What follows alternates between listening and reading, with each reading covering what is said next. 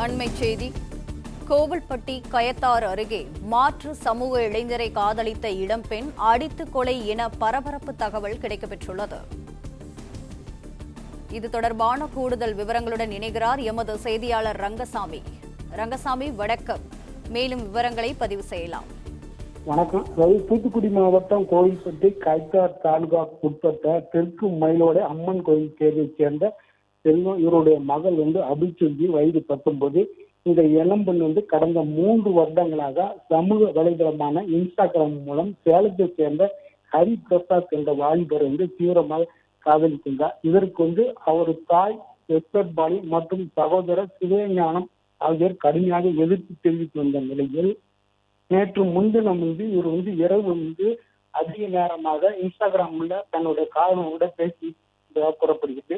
இதை கண்டித்ததாக கூறப்படுகிறது. இதில் அபிச்செல்வி பூச்சி மருந்து உட்கொண்டு தூக்கிலிட்டு தற்கொலை செய்து கொண்டதாக முதல் தகவல் போலீசாருக்கு தகவல் கிடைக்கப்பட்டது. சம்பவ இடத்திற்கு விரைந்து சென்று அவருடைய பாடியை கைப்பற்றி திருநெல்வேலி அரசு மருத்துவக் கல்லூரிக்கு அனுப்பி வைத்தனர்.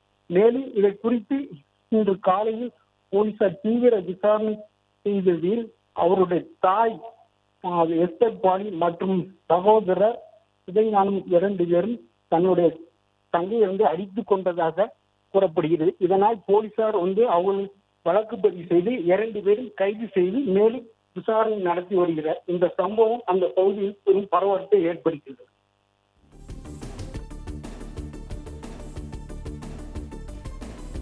விவரங்களுக்கு நன்றி ரங்கசாமி.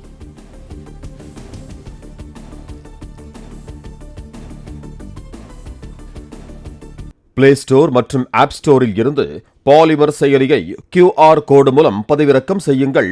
செய்திகளை உடனுக்குடன் பெறுங்கள்.